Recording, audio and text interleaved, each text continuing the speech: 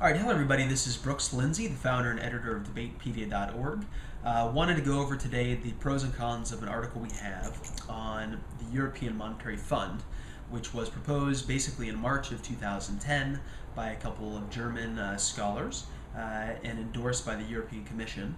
And it, in some ways, was in response to the Greek default crisis and also concerns about Spain and Portugal. And of course, this was in early 2010 and still exists today, so the debate's still very relevant and probably will be relevant for many years to come, months and years to come. The idea is basically to create a regional IMF, International Monetary Fund. So instead of it being a global IMF, it would be just for the Eurozone in this case. So it would be in charge of bailing out countries like Greece that might default on their sovereign debt. Also implementing conditions once maybe a bailout is done that would ensure that that country is acting fiscally responsibly, and also generally to regulate and maintain the health of the fiscal environment, the budgetary environment, the spending, in these countries in the Eurozone.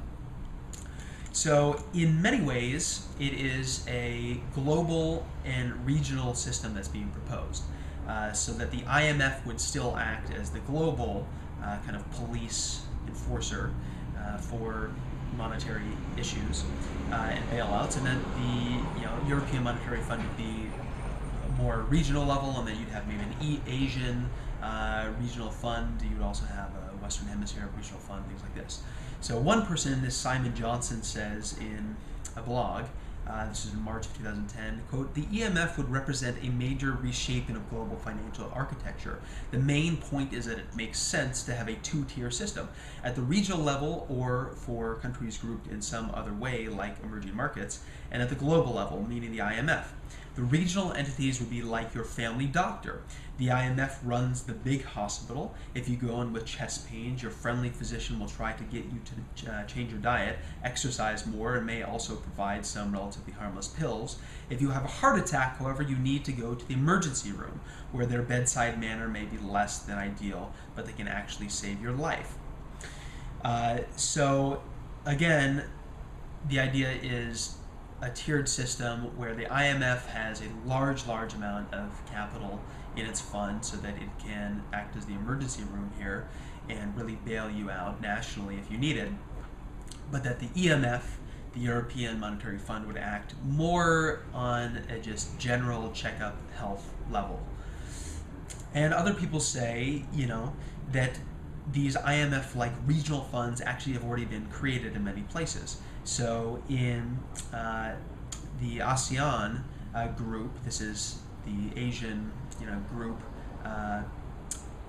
multilateral group, that there is now $120 billion fund in the event of major liquidations for members of this group.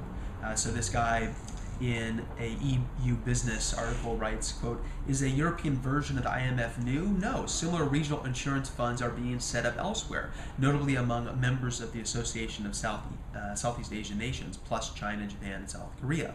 ASEAN groups, Brunei, Cambodia, Indonesia, Laos, Malaysia, Myanmar, the Philippines, Singapore, Thailand, and Vietnam. This fund would hold $120 billion in the event of major liquidity issues for subscribers. Latin American countries also want to create a regional alternative to the IMF through their Bancosur lender.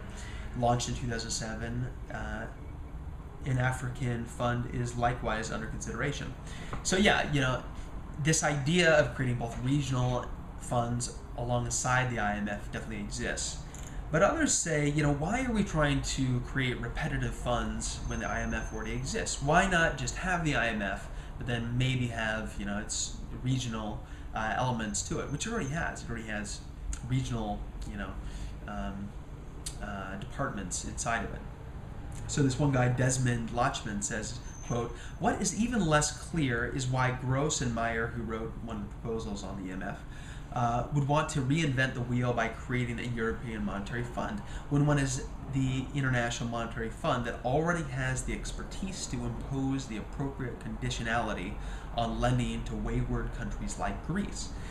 So the IMF already is doing this. It's been doing it for a long time. All of the bureaucratic stuff has been established, which is very complicated stuff. High-level technocrats and experts are there. Why would we want to create another system, add another layer of complexity to this, these kinds of international monetary funds?